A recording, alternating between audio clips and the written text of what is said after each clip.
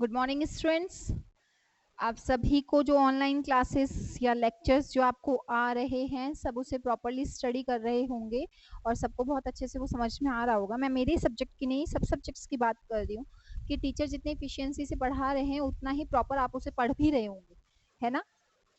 आप लोगों को हम जो टाइम इस टाइम दे रहे हैं हमारे लिए ज़्यादा हमको एफर्ट्स लगाने पड़ रहे हैं आपको पढ़ाने के लिए, बिकॉज हमारा आपके साथ में आई कांटेक्ट नहीं हो पा रहा है। और जब तक स्टूडेंट से आई कांटेक्ट नहीं आता टीचर को बहुत प्रॉब्लम आती है पढ़ाने में।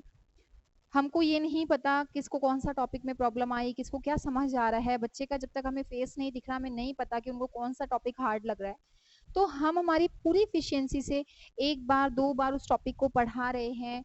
अगर आप लोगों को कोई प्रॉब्लम आ रही है तो ये आपकी भी रिस्पॉन्सिबिलिटी है कि आप एक बार आकर के, या नहीं आ पा रहे हैं तो आप एक बार मैसेज के थ्रू या कैसे भी क्वेश्चन टीचर से पूछ सकते हैं। ठीक है। हम लोगों ने अभी तक हमारे चैप्टर नंबर 4 के 3 लेक्चर कंप्लीट कर लिए हैं और अब जो है वो है 4th लेक्चर। हम लोगों ने तीनों लेक्चर के अंदर जो पढ़ा वो हमने पढ़ा टाइप्स ऑफ इम्यूनिटी। इम्यूनिटी में जो फर्स्ट टाइप ऑफ इम्यूनिटी थी इनेट इम्यूनिटी, उसके बैरियर या उसके फैक्टर्स जो उसे अफेक्ट करते हैं या रिलेट करते हैं, उसी को हम टाइप ऑफ इनेट इम्यूनिटी भी कह सकते हैं कि कितने टाइप की इनेट इम्यूनिटी आपकी बॉडी में वर्क कर रही है। उसके अलावा इनेट इम्यूनिटी के अलावा हमने जो लास्ट टॉपिक कंप्लीट किया था वो था एक्वायर्ड इम्यूनिटी के पार्ट, जिसमें मैंने आपको एक वर्ड लिखा था एक्टिव एंड पैसिव इम्यूनिटी लिखा था ना। तो एक्टिव एंड पैसिव इम्यूनिटी जो है,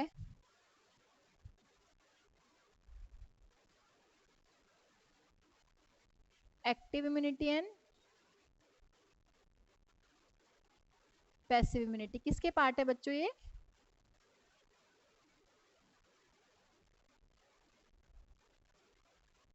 एक्वायर्ड इम्यूनिटी के। First is active and the second one is passive. अच्छा ठीक है मैम, हमको ये समझ में आ गया कि एक्टिव और पैसिव पार्ट हैं इसके। इसके बाद में क्या एक्टिव और पैसिव जो है पार्ट उसमें है स्पेशली, जैसे बहुत छोटे से ड्यूरेशन के लिए अगर रहती है, बहुत छोटा सा अगर उसका टाइम ड्यूरेशन है, नहीं ज़्यादा टाइम सर्वाइव कर पा रही है, तो वो तो कौन सी। अच्छा चलो पहले मैं आप को एक एग्जांपल देती हूँ फिर उसे एक्सप्लेन करूँगी। क्या आपको हर बीमारी के टाइम पर ही डॉक्टर के पास जाना जरूरी हो जाता है या टैबलेट्स लेनी जरूरी होती है? नहीं। हमको कई बार सिर दर्द है, कई बार बॉडी पेन हो रहा है या हल्का हल्का फुल्का फीवर है तो हम मेडिसिन नहीं लेके भी काम चला लेते हैं, बिकॉज हमारी बॉडी के अंदर हमारा इम्यून सिस्टम उससे फाइट कर रहा है और हमें 1 से 2 दिन वेट करना पड़ता है। जैसे कहा जाता है जुकाम है, अगर आपको कोल्ड हो गया है, कफ तो नहीं बट अगर कोल्ड हो गया है, जुकाम जो होती है 6 to 7 डेज, कईयों में 5 दिन में चली जाती है, 3 to 4। पुराने लोग कहते थे कि 3 दिन तो जुकाम का जोर रहता है, इसका मतलब बहुत तेज अगर आपको जुकाम हुई है जिसमें आपको नोजी आती है, म्यूकस का प्रॉब्लम होता है, वो 3 to 4 डेज तो बहुत ज्यादा होता है। फिर धीरे धीरे लगभग 5, 6 या 7 डेज के अंदर जो कोल्ड है वो खुद खत्म हो रहा है। मेडिसिन नहीं करती हैं उसको खत्म, बिकॉज वो एक वायरल इन्फेक्शन होता है, वो वायरस के थ्रू होता है और वायरस से होने वाली डिजीजेस टैबलेट से खत्म नहीं होती हैं, सिर्फ उसको कुछ देर के लिए आपको फील नहीं हो, जैसे नाक बिल्कुल बंद हो गया, सांस लेने में प्रॉब्लम आ रही है, हम डॉक्टर को दिखाने गए, उन्होंने जो दवाई लिखी उससे थोड़ी देर के लिए हमको नींद आ जाती है। नींद आ जाती है तो हमको ये फील नहीं होता कि जुकाम कितनी तेज थी, तो हमको लगता है हमको रिलीफ मिल रहा है। नो, जो टैबलेट्स हैं वो आपको थोड़ा सा रिलीफ देती हैं, वो उस डिजीज को खत्म नहीं करती है। बस आपको दर्द वर्द है तो थोड़ा दर्द से रिलीफ मिल जाएगा, पर ये थोड़ी दर्द खत्म हो गया, वहां कहीं स्टोर हो गया, थोड़े दिनों बाद फिर उठ जाएगा। तो क्या हर डिजीज में ही आप दवाइयां लेते हैं, हर डिजीज का ही वेट करते हैं कि यार दवाई लेके ही सही होएगा, हमको नहीं रुकना, हमको कोई एंटीबॉडी नहीं देगी? नहीं ना। हमको नॉर्मल कोई 1-2 दिन का फीवर हो गया तो ठीक है, हल्की सी खांसी जुकाम है तो ये नहीं कि आज ही जुकाम हुई और भागो चला। कोरोना के टाइम की बात अलग है, ऐसे नहीं कि फीवर आ रहा है यार, मैम ने कहा था कि अब 1-2-3 दिन तो रहने दो। नहीं, अभी तो कोई फीवर जुकाम खांसी कोई भी सिम्टम है तो डॉक्टर को दिखाना जरूरी है, ताकि आप अपने घर वालों के आस पड़ोस को सेफ रख सकें। ये मत कह देना नहीं तो कहीं मेरे पे केस लगवाते रहो कि मैम ने ही कहा था हमको तो कि कुछ नहीं जरूरत है चेक कर। नॉर्मली कह रही हूँ, और जो नॉर्मल लाइफ थी अपनी कोरोना से पहले 2019 जो था, जो हम नॉर्मल रह रहे थे उस टाइम की बात बता रही हूँ कि नॉर्मल ऐसे होता था कि हाँ ठीक है जुकाम है, हल्की फुल्की ठीक हो जाएगी, आज नहीं तो कल हो जाएगी। तो जो आपका एक्वायर्ड इम्यून सिस्टम है वो 2 तरीके की इम्यूनिटी रखता है। एक तो वो जो किसी स्पेसिफिक माइक्रो ऑर्गेनिज्म के एंटर होने के बाद हमारी बॉडी खुद बना ले, समझ रहे हो? इन्नेट का मतलब तो हर के लिए लड़ेगी, मतलब कि कुछ भी आ जाए, कोई सी भी एंटीजन बॉडी में आ जाए, उससे फाइट करेगी ही करेगी, वो तो इन्नेट है, हमेशा फर्स्ट रहेगी। लाइक गार्ड होता है, डोर पे खड़ा रहता है। आप जब एटीएम में जाते हैं तो गार्ड गेट पे क्यों खड़ा है? ताकि वो बचा सके एटीएम में चोरी हो। वैसे बचा नहीं पाते हैं इंडिया में मैक्सिमम केसेस में, बट फिर भी चोरी से बचाने के चांसेस रहते हैं कि हाँ वो बचा लेंगे। तो जो गार्ड है वो तो आपकी नेट इम्यूनिटी है, कि कोई भी जब बाहर से माइक्रो ऑर्गेनिज्म बॉडी में जाएगा तो सबसे पहले जो फाइट करेगी वो कौन है? Innate immunity. अगर वो फाइट नहीं कर पा रही तो कौन फाइट करेगा? Acquired immunity. और एक्वायर्ड इम्यूनिटी में भी सॉरी जो पहले फाइट करेंगे वो कौन सी होगी? Active immunity. पोलियो जो है, अगर वो किसी के अंदर माइक्रो ऑर्गेनिज्म आया तो आपकी बॉडी उससे लड़ने की कोशिश करेगी ना, तो होगी एक्टिव इम्यूनिटी, जो बहुत लंबे टाइम तक रहती है, मे बी शायद लाइफ टाइम तक रहे, वो पूरे लाइफ टाइम आपके साथ रहे, ऐसी इम्यूनिटी जो बना चुकी है आपकी बॉडी। तो बॉडी सेल्फ मेडिएट करे, खुद ब खुद बनाए, तो ऐसी एक्वायर्ड इम्यूनिटी जो किसी स्पेसिफिक उस पर ही आती है,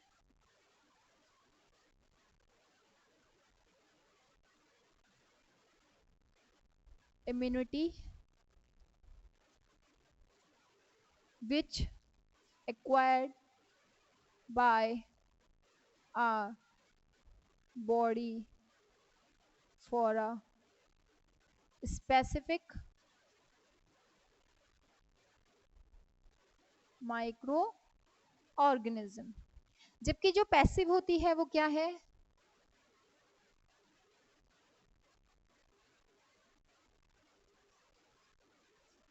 पहले से ही बनी बनाई,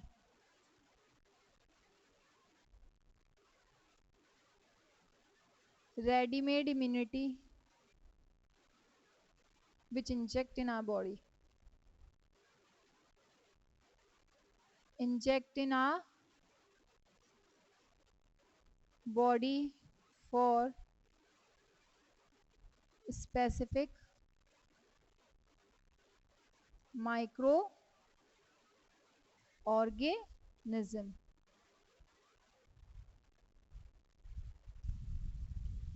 तो इंजेक्शन लगवाने जा रहे हैं या हम डॉक्टर के गए, उनने कुछ मेडिसिन लिखी, दवाइयाँ लिखी, तो वो तो किस टाइप का मेडिसिन हो, सॉरी वो किस टाइप की इम्यूनिटी हो गई? वो तो हो गई पैसिव इम्यूनिटी। बट अगर कोई ऐसा डिजीज हमें हो रहा है जिससे हमको बचना है और हमारी बॉडी खुद ही फाइट कर रही है, तो वो कौन सी होगी? Active immunity. तो फर्स्ट पॉइंट तो ये हो गया। सेकंड,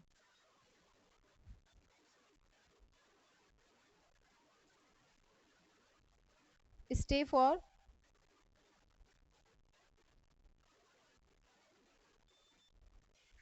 लॉन्ग ड्यूरेशन और may be life time.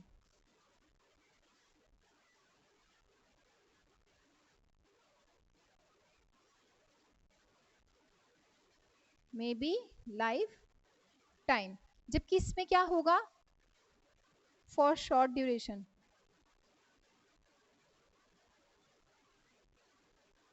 For short duration, ठीक है।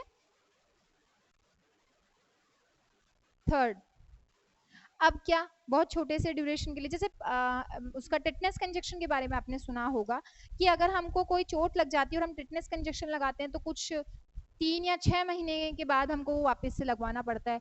तो इसका मतलब हमने बाहर से इम्यूनिटी तो ली थी, लेकिन बहुत छोटे से टाइम के लिए थी। जबकि जो पोलियो का वैक्सीनेशन कराया जाता है, पोलियो की वैक्सीन लेने के बाद में हमको 5 साल के बाद में पोलियो वैक्सीनेशन की जरूरत नहीं पड़ती। तो वो कैसा है?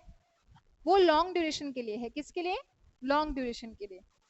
इसके बाद में है लॉन्ग लास्टिंग है और ये नहीं है। इसके बाद इसका एग्जाम्पल आप लिख लीजिए, जैसे ये है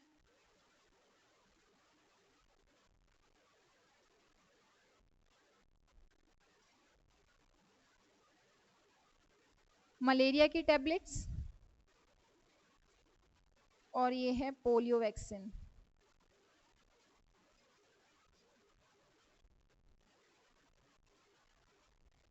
आया समझ में? तो ये दोनों ही एक्वायर्ड है, बिकॉज एक्वायर्ड की जा रही है जबकि कोई स्पेसिफिक माइक्रो ऑर्गेनिज्म आ रहा है, उससे पहले इसकी कोई जरूरत नहीं है।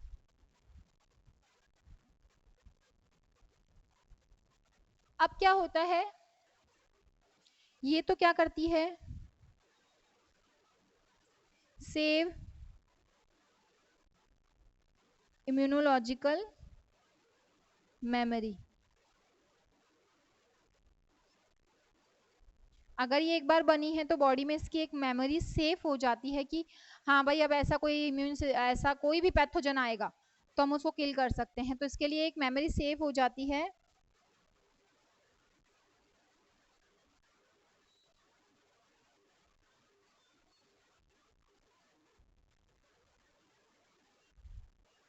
फोर्थ,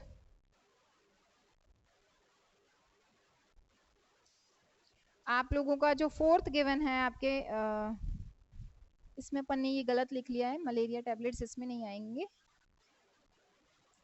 इसमें आएगी polio vaccine.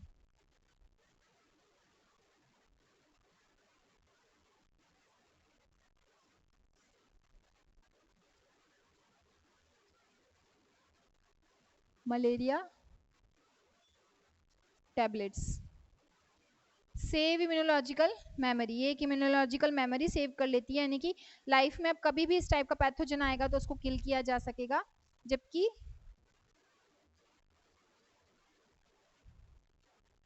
Not save any immunological memory. समझ आया ये हुए पैसिव के दो part, that is the active and passive immunity. अब क्वेश्चन आता है मैम इसको नाम एक्टिव पैसिव क्यों दिया? भाई अगर कोई स्पेसिफिक माइक्रो ऑर्गेनिज्म बॉडी में जा रहा है और बॉडी जो है वो खुद क्या कर रही है, एक्टिवेट कर रही है खुद को, बहुत जल्दी से खुद को बना रही है कि हमको इससे लड़ना है या क्या, तो बॉडी का पूरा एक्टिवेशन हो रहा है इस सीजन से, वो कौन सी इम्यूनिटी कहलाएगी, एक्टिव इम्यूनिटी कहलाएगी। जैसे मैंने पोलियो का वैक्सीन ले लिया तो मेरी पूरी बॉडी एक्टिवेट रहेगी, एक मेमोरी सेव हो जाएगी कि अगर कोई पोलियो का पैथोजन एंटर हो रहा है तो उसको किल कर देना है। जबकि अगर मैंने मलेरिया की टैबलेट्स ली हैं तो मलेरिया की टैबलेट आज ले ली, कभी और मलेरिया होएगा तो दोबारा ले लेंगे टैबलेट, तो वो ले तो ली उस टाइम तो हमको सेव कर दिया, नेक्स्ट टाइम दोबारा ले लेंगे, तो वो कौन सी हो जाएगी, पैसिव। तो दोनों ले तो बाहर से रहे हैं लेकिन एक एक्टिव करती है, अपनी बॉडी को एक्टिवेट रखती है, सेव रहती है, जबकि एक छोटे टाइम के लिए होती है, शॉर्ट ड्यूरेशन के लिए, और वो जरूरी नहीं कि कोई मेमोरी आपकी बॉडी में सेव करे। ओके, फिर है हमारा नेक्स्ट पॉइंट कि आखिर ये बनते कैसे हैं, ऐसा क्या है हमारी बॉडी में कि ये सब बनती हैं, किल करना है नहीं करना कुछ, क्या भगवान ने कोई सिस्टम बना रखा है क्या? हाँ जी, भगवान ने एक सेल बना रखी है हमारे अंदर,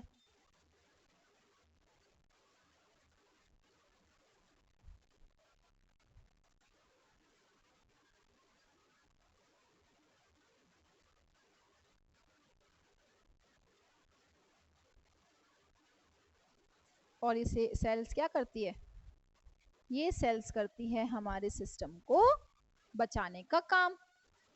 क्या है वो, आपकी बॉडी के अंदर जब भी कोई पैथोजन एंटर हो जाता है,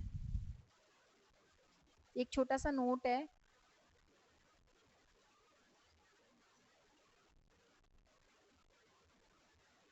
पैथोजन एंटर हो गया,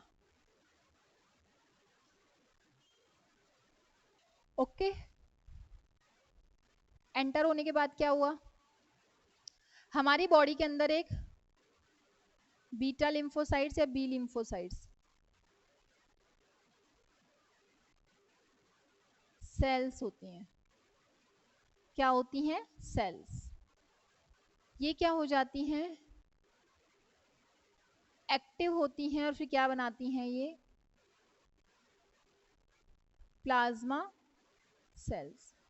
और ये प्लाज्मा सेल्स जो हैं ये पैथोजन को क्या करने का काम करती है, किल। इसका मतलब वो प्लाज्मा सेल क्या बनाती हैं, एंटी बॉडीज।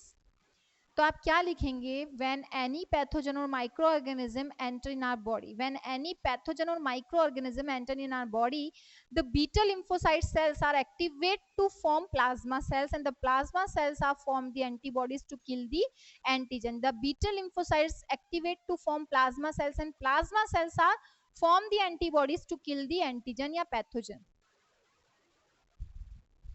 आया समझ में? तो इसकी लैंग्वेज क्या बनेगी,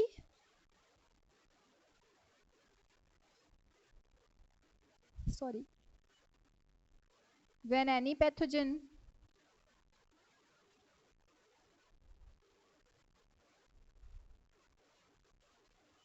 enter in our body,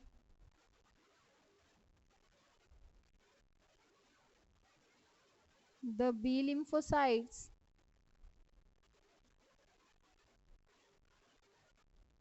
cells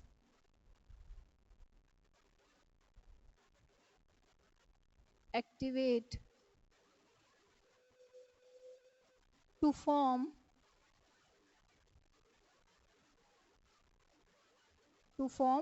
plasma cells. ठीक है, and the plasma cells are formed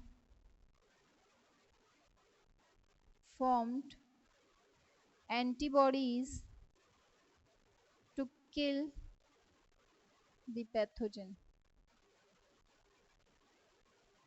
to kill the pathogen. आया समझ में ये चीज भी आपको? तो इसका मतलब बहुत सी ऐसी सेल्स हैं हमारी बॉडी के अंदर जो बीटा लिम्फोसाइट्स कहलाती है, और उन सेल का काम तभी एक्टिवेशन का होता है जब कोई पैथोजन बॉडी में एंटर हो जाता है, और जब कोई पैथोजन बॉडी में एंटर हो ही गया है तो फिर उससे बचने के लिए वो प्लाज्मा सेल बना लेते हैं, और वो सभी प्लाज्मा सेल क्या बनाती हैं, एंटीबॉडीज या चेंज हो जाती है एंटीबॉडीज. ठीक है, अब एक छोटा सा टॉपिक और है, बट वो हम लेंगे हमारे नेक्स्ट लेक्चर में. अभी हमारे इस लेक्चर से जो भी क्वेश्चन क्रिएट हो रहे हैं वो मैं एक बार आपको बोर्ड पे राइट डाउन करवा रही हूँ, आप उसे लिख लीजिएगा प्लीज अच्छे से. बहुत इजी सा चैप्टर, बहुत इंटरेस्टिंग चैप्टर है आपके बायो के, लेंदी हैं बट अच्छे हैं, बहुत इंटरेस्टिंग है. अगर इंटरेस्ट से पढ़ा जाए तो, इंटरेस्ट नहीं तो कोई कुछ नहीं कर सकता. इंटरेस्ट तो होना जरूरी है, विदाउट इंटरेस्ट करना क्या है भाई, पैसा देते हो तो इंटरेस्ट लेते हैं, ब्याज लिया जाता है. सेम चीज अगर आपको टीचर को पढ़ा रहे हैं तो आप भी इंटरेस्ट लो भाई, लो ना, उससे ज्यादा पढ़ो, टीचर से भी ज्यादा एक्स्ट्रा पढ़ो. फ्यूचर में जाके मे बी क्या पता आप लोग भी टीचर बन जाए. नहीं, हाँ मैम टीचर तो बनना पड़ेगा, खड़ूस होते हैं टीचर बहुत, हमको भी उतना ही खड़ूस बनना है. वो हमको मार रहे हैं, हम भी आगे किसी और को मारेंगे. सॉरी. तो टीचर बनो, हम तो चाहते हैं आप कुछ बने, लेकिन उसके लिए पहले पढ़ना पड़ेगा, तो पढ़ो. तो फर्स्ट क्वेश्चन हमारा क्या बनना चाहिए, विच acquired immunity is performed for short duration.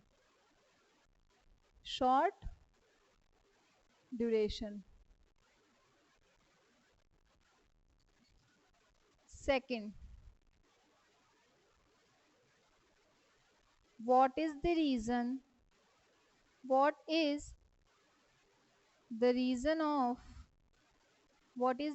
of the name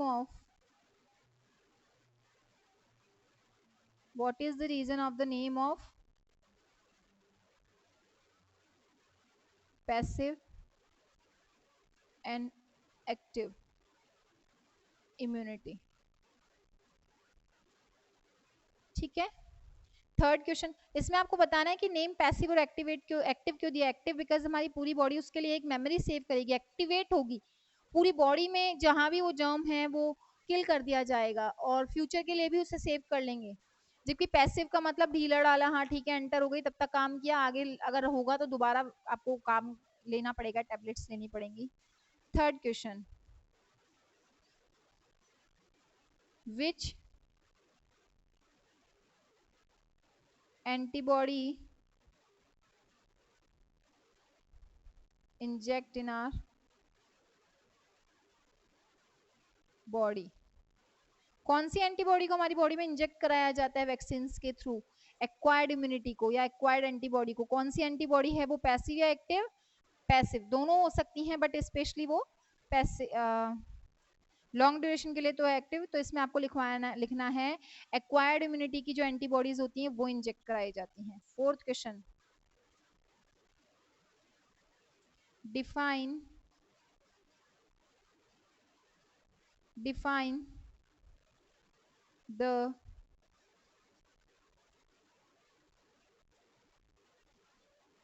define the formation of antibody to kill the